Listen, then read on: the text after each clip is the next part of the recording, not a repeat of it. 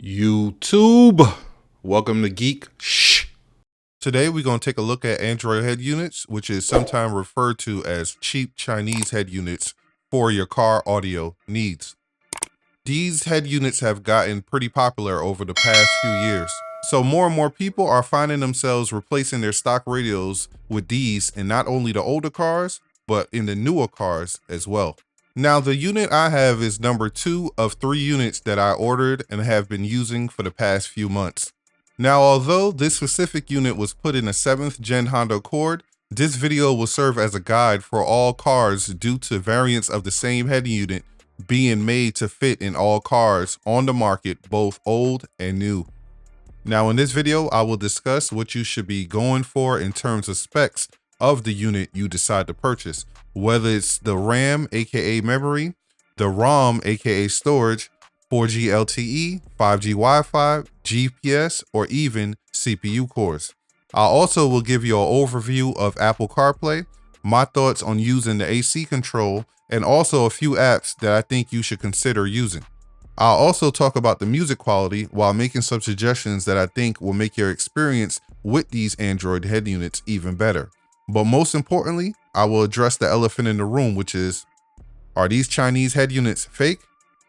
With so much to get to, let's go ahead and start things off by talking about the specs.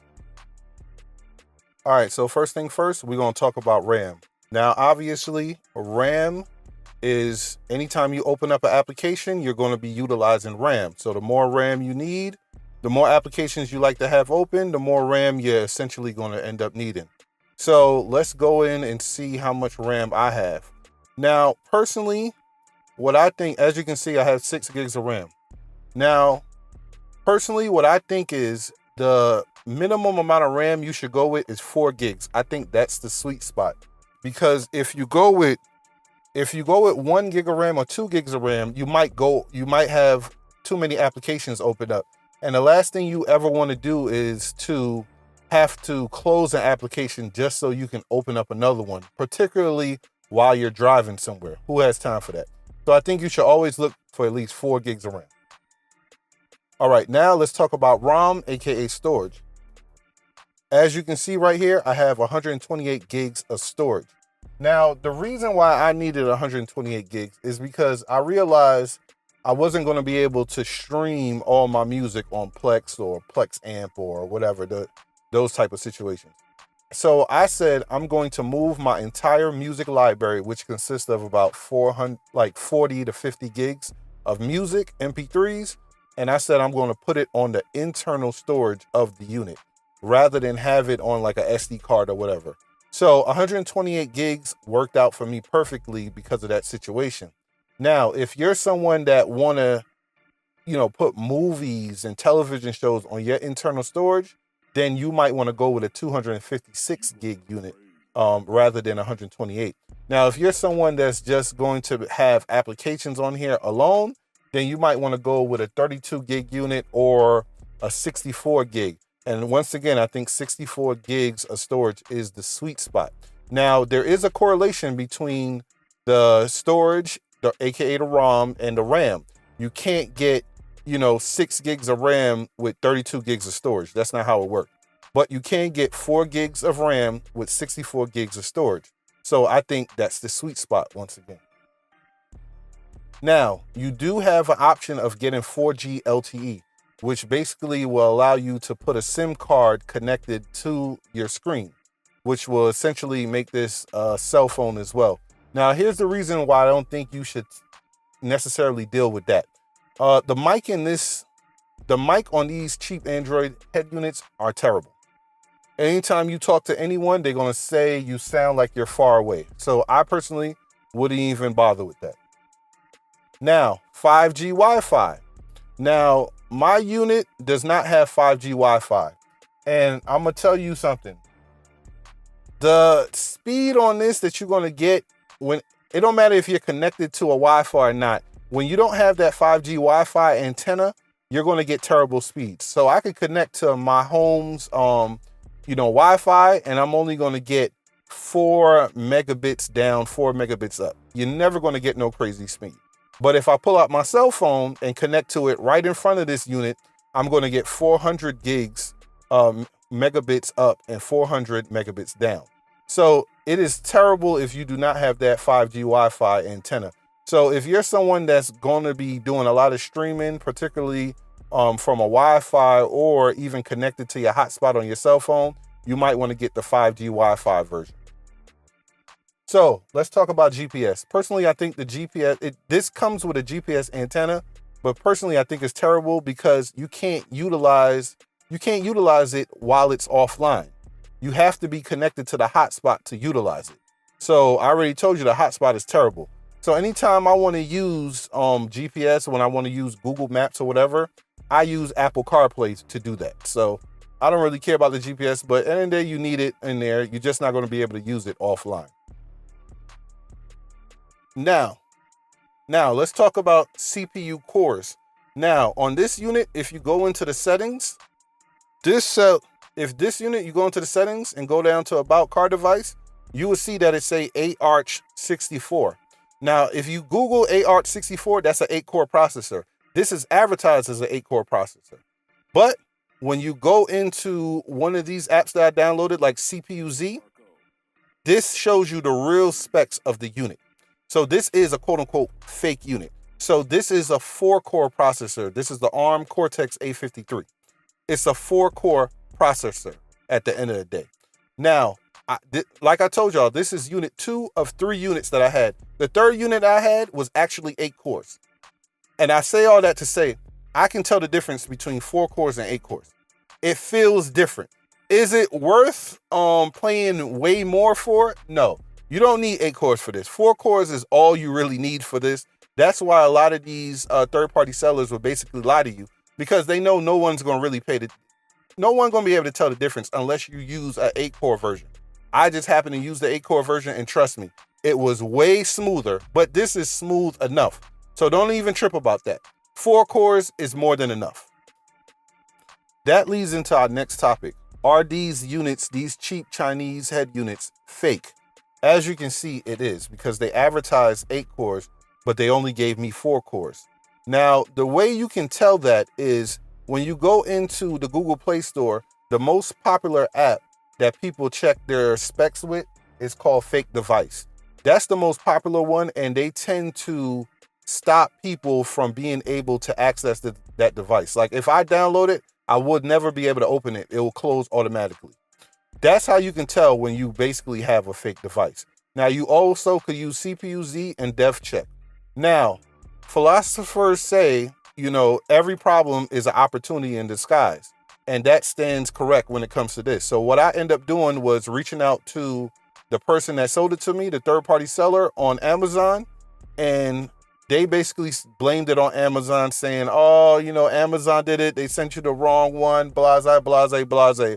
No, that's incorrect, because at the end of the day, someone took the time to actually program this as a fake device. So that's not Amazon's fault. But nonetheless, I played the game with them. They offered me a 10% discount. I passed on that one. We got all the way up to 30%. I probably could have went to 40%, but I thought 30% was good enough. They end up refunding me 30%, which ended up being like $57. So I basically got this unit for $133, which is a steal at that point. So it worked out at the end of the day. Now, also, why this unit is fake. I personally think this, and this is allegedly because I don't know this for 100% sure. I'm not 100% sure that this is what's happening, but I think this is a 4 gig RAM, 64 gigs of storage unit. I think they buy it in bulk, and then what they do is pop in an SD card, which will increase the storage from 64 gigs to 128 gigs. Then they use swap memory to add an extra 2 gigs of RAM to the unit. That's what I think is happening, but like I said, that's just allegedly. So let's go on to the next topic. Now, when it comes to apps, I personally think this is the best music app right here. This is called Music OLED. Anytime you want to use music, you want to deal with your music, I think this is the best application to go with to play all your music. They definitely got you covered. You could just switch easily to another artist. Let's go up to let's go up to Jigga Man himself. Let's go to Jay-Z. And you could just, you got all the albums up here. Whatever albums you have of Jay-Z will be up here. You could just choose whichever album you want. and you basically could just play it. So I think that's the best one when it comes to music. Now, when it comes to movies, VLC Media Player is the one I choose. Now, you should be familiar with VLC Media Player. They've been around for decades on Windows. They're on Mac OS. They're on Linux. They were everywhere. So that's what I choose to use when it comes to movies. And when it comes to movies and television shows, as long as it's 1080p or 720p, you're good to go. 1080p x264. If you do x265, you're going to have problems. But as long as it's 1080p or 720p x264, you're not going to run into no issues. And it plays clear. It plays clear as hell. Here goes Sinners right here, which is a good movie at the end of the day. And it plays clear. You're not going to run into any problems right there. So back here, this is a 720 movie. This is Predators from 2010, the 2010 Predators. And it plays clear. You're not going to have any issues at all. When it comes to TV shows, you can add it. They'll put it together for you right here. The whole first season of Walking Dead is right here. And you're not going to really run into any issues when you're dealing with that. So I think VLC Media Player is what I like to use when I'm dealing with movies or television shows. And all my movies and television shows is on my SD card. All right. So when it comes to Apple CarPlay, now you can set this up whereas every time you get in your car, every time your phone is next to it, Apple CarPlay just automatically starts. It will just bypass this altogether and go directly into Apple CarPlay. Or you can set it up like mine where you have to press this button, which is the CP link, and then it will start up Apple CarPlay. Now, Apple CarPlay plays like anywhere else Apple CarPlay plays with. You could do the split screen where you can have your music or podcast over here and then your GPS on this side. Or you can, you have your apps here. If you want to use your Domino's app for whatever reason, I don't know why Domino's even have an Apple CarPlay app, but whatever. So over here, you got your podcast. I got my Joe Budden podcast. I got The Fix, Poor Minds, whatever. That's all in there. Or when you're playing your music, I don't use Apple's music app because I'm not paying for that nonsense. When I want to stream some music, I go to DS Audio, which is the Synology app. Like I told y'all, I have all my music on the internal storage, but I'm not updating it every day or week or months. If I want to play some new music, I got to go to this DS Audio app, and I'll have my latest music that I have on my computer on here. So this is the Carter, Lil Wayne, and it works. No problem. You can stream your music, no problem. And that's how I use Apple CarPlay. So it's basically, it's simple. You know what I mean? You could set up, like I said, you could dual mode where you have it on there. Anytime I need to take a trip or something, I definitely this is what I use for the GPS. Now, when it comes to the AC, this right here is not the greatest. I'm not going to hold you. You remember this unit is two parts. You got the Android tablet, which is basically the same in every car. You just maybe have different sizes. Some cars might have 8-inch, 9-inch, or 10-inch, but they all basically the same. Then you have the attachment, so for your AC, depending on which car you have it in. Like I said, this unit is in a 7th gen Honda Accord. So when it comes to the AC units, this is not really the best. Like this plastic, the quality is terrible. It just works. It's just good enough. Now, I had this for 3 months. When I first got this, it was cold outside. Now it's hot. I never really had an issue where the AC just didn't work. I never really had that issue. You press this button, you press your AC up, you know what I mean? You get a little limited, little something pops up on the screen, but it only pops up for a short time. That pops up for a short time. Now you can press this button. You can set this up over here, a little icon. Every time you press it, it takes you directly into your AC controls. Now, the real problem with this is there's always a delay. If you press the button, so when you see it pop up on the screen, the illumination on the screen, there's always a delay. Well, most of the time it's a delay. But other than that, you're really not going to have a problem. I never had a situation where I tried to turn on the heat or the AC and it didn't work. Now, what's annoying about this is you see right here, this is Celsius. Obviously, we in America, we deal with Fahrenheit. Now, you can change it to Fahrenheit, but the problem with that is it will always go back to Celsius for whatever reason. But you always have the little illustration on the screen. We know if we turn this all the way up, that's heat. We know that. We all know that. If you turn this all the way down, you're dealing with cold air. We know that. As long as AC is on, you won't have a problem. Now, also, you could deal with the modes over here. So you can press, the mode so you could change, what modes is going to. And sometimes there's a little delay. Like I told you, it's a delay between pressing the button and the screen. It's always a delay. You know what I mean? That's the only annoying part. Sometimes might be driving in the car and you like, man, it's cold. Turn on the heat. And you might be pressing the button multiple times. And that's when it get real annoying because at the end of the day, there is a delay. But you always can figure it out and it always works. Is it the best thing? Is it the highest quality? No. But at the end of the day, it works. Now, I told y'all this is unit 2 of 3. So the question might be, why did you choose this unit over the third unit? The third unit had 8 cores. It was really spec'd out. Now, the reason I chose this unit over that one, even though it was true specs, it was 8 core CPU, 6 gigs of RAM, and 128 gigs of storage. The reason I chose this one over that one was this one was customizable. Well, changing wallpaper, that's easy. Anybody could do that. But right here, you can change the themes. This one came with 63 themes already in it. Now, for some of you, y'all might look at it like, man, that's not that serious. I would have kept the 8 core one instead of the 4 core one. But trust me, you do not want to go down the rabbit hole of trying to find themes for your unit. Themes, aka they call it car launches in the Google Play Store. And to try to find the perfect one for you, that might be a long process that I didn't personally want to deal with. Another reason I chose this one is right here. When you go into here, you have, first of all, you have the 32 band EQ. That one had that too. But over here, they had a bass control where I could turn the bass on and off. Hold on, might be a little delay. There you go. I could turn the bass on and off. I could turn loudness on and off. That's why I chose this one. They didn't have that one in the 8 core one.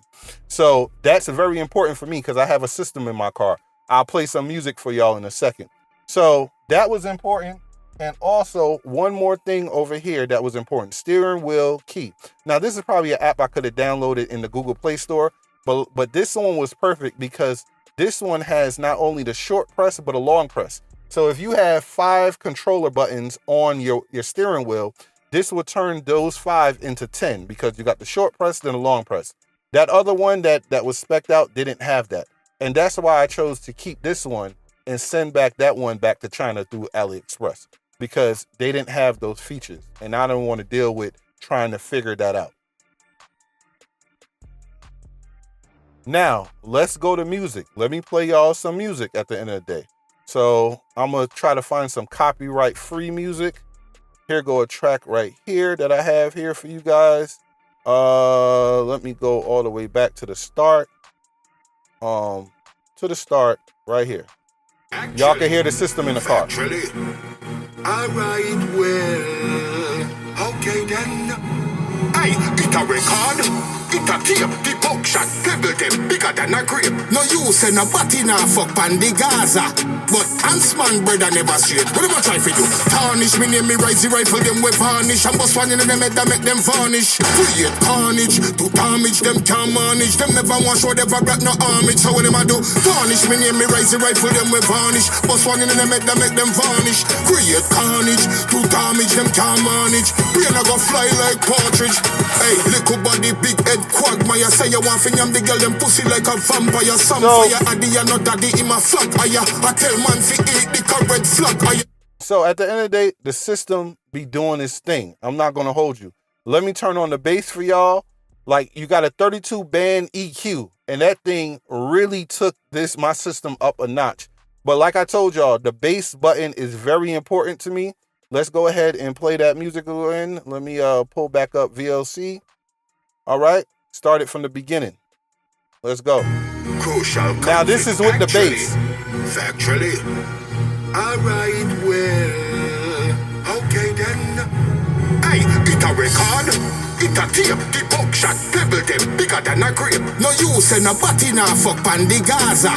But Huntsman brother never straight. What am I trying for you? Tarnish me name me rise the rifle them with varnish. And bust one in them head that make them varnish. Create carnage to damage them can't manage. Them never want show them got no armage. So what am I do? Tarnish me name me rise the rifle them with varnish. Bust one in them head that make them varnish. Create carnage to damage. So as you can see, the bass be going crazy when it comes to this. Hands down. Let me go ahead and turn that off because I can't stand bass. I'm not gonna hold you. That's something I used to use when I was younger. It's rare I actually turn it on. But yeah, that system, this thing, it got 32 bands. So this thing really stepped your system game up like crazy. So that's a good thing. All right, so let's go into some suggestions that I have for y'all. My number one suggestion, do not buy this from Facebook Marketplace. Do not buy this from eBay. None of those places. Buy this from Amazon because at the end of the day, you can buy it, try it out for 30 days. If you don't like it, send it back to Amazon. That's my number one suggestion. Number two, do not pay no one to install this. You can install this yourself. Trust me. It's basically, especially if you don't have a system in your car, it's basically plug and play. So do not pay no one to install this. Install it yourself. The manual is very easy to follow. My number three suggestion. Turn off, unplug your battery. Before you start installing this, unplug your battery so you don't short anything. After you connect everything together, then you can plug your battery back in. So that's my number three suggestion. Number four, sleep. In here, this is very important. You go into your settings and you go down here to sleep. Put it to do not sleep. Now, you can put it on 1 day's delayed, 2 days delayed, 3 days delayed. Now, what that basically does is when you come home, turn off your car, the unit will basically be running in the background. You know what I mean? The screen won't be on, but the unit will be running in the background if you're using one of the days delayed. And the advantage of that is when you get back in your car, you turn it on, your system, your Android tablet will pop up just like that. It'll start up, it's ready to go. But the problem with that is it's going to drain the hell out of your battery. So if you don't want to deal with your battery draining, put it on do not sleep and call it a day. Now, another suggestion right here, you can buy one of these, which is like a little OBD. You connect it to your little emissions part of your vehicle. And what this does is you can connect it to an application like Torque on here, and it'll give you a lot of information about your vehicle. You know what I mean? Especially if you have one of these older vehicles, this is real good for that. And this only costs like $5 or something. So this is a good thing to pick up. Another thing is the camera. Now you can use a back camera if you want, but I didn't really use the backup camera. It's not that serious to me. I like this camera right here. I'm gonna put it on the top, and this will basically record you when you're driving. This is very important because sometimes if you get in a little accident or something, police will run up on you and basically say, oh, nah, we can't determine who was at fault. Like, hell, you can't. I got footage of it. So you definitely want one of these at the end of the day. And if it's a situation where it is your fault, act like you don't have it, goddammit. Number 5, I think this is number 5 or 6, screen protector. I have a screen protector on there. That's very important too. Just protect your screen, make sure nothing happened to it. It's good. And you could get it for like under $5. The only problem with it, since Trump did the tariffs, a lot of the sellers that used to send me items in America, a lot of Chinese sellers don't ship things to America no more due to the little tariffs that Trump put in place. But I'll see if I can find a link for y'all. I got this from AliExpress for under $5. I think it was like $4. Box and ship. Oh, another thing. Now, if you are someone that have a system in your car, the RCAs, you'll only have 2 RCAs that come with this unit. It will be a front left and a front right. Obviously, you'll have to use one of those 2-in-1 connectors to connect it to your amp, so all your 4 channels will work. But you can also buy this. This plugs into the back of it, and what this will do, it will give you rear left and rear right. So now you'll have 4 channels plugged in. That's important for when you want to do your faders. Then you can properly use your faders once you install something like this. You get this dirt cheap too, shipped to you. This is like $2 or $3. I'll try to find a link. But like I told y'all, with the tariffs that Trump was doing, it's a little hard sometimes. So while using this unit for the past few months, it really made me ask the question and really think to myself, what's the point of going with the Pioneers, the Kenwoods, the Alpines of the world in 2025? Like, what's really the point? Because you're getting so much value from these cheap Chinese head units that it's ridiculous. Now, if you go with a company like Alpine, let's say you want to use Apple Carplay, right? If you get one of the inexpensive double DIN units that they have, like that range from $2 to $350 or something like that, you only gonna get one USB cable and you have to use that with your cell phone so you can get Apple CarPlay. They don't even give you wireless Apple CarPlay unless you pay $500 plus for one of those little double DINs that they have. Nevertheless, the full screens that will cost you the $700 range. So at the end of the day, you're getting so much value with the Chinese head unit. Like, why go with those in this day and age? Plus, you get a 32 EQ band. So the system is going to be amazing. Your sound quality is going to be great. So I don't really see the point in it. Now, during my research, I did see that the company Alpine did decide they did take a little, can't beat them, join them approach, because they already came out with their own cheap Chinese head unit. Not cheap Chinese head unit, but a Chinese head unit, the little Android screen, which is the same form factor as the other ones out here. So they basically said, hey man, we can't beat them, join them. They're, these cheap Chinese head units is taking up a lot of the market. Let's throw our hat in there and do what we have to do. Now, the advantage the Alpine one has over the cheap Chinese ones is Alpine is actually a respectable brand, a brand you can actually trust. So if you're paying for, let's say, 8 gigs of RAM and 256 gigs of storage, that's exactly what you're going to get with the Chinese head, with the Alpine version. So that's the advantage that they have over the cheap Chinese head units. And right now, it's in Malaysia. It didn't make its way to the United States. I suspect that it will be in the United States by the end of the year or early next year. And, basically it's the same form factor. So you can use it with whatever AC controls that you have. You can plug it in there and use it the same way. So that is going to be very interesting when it finally hit the US market. Now, when I looked up the price over there, they had it for like 25,000 baht. Now, when you do the conversion over the USD, that comes out to about $750. I think that's where they lost a lot of people, personally. I think if they can find a way to drop it down to the 300 to 450 range, I think that will get a lot of people to buy it, personally, in the United States. But we'll see what happens. Anyway, get in the comments and let me know, do you have one of these cheap Chinese head units? What is your experience with it? Do you really like it, or you're not really feeling it that much? Anyway, this is DeMarco Payne for Geeks. Please like, comment, and subscribe. And last but not least, may the good news be yours.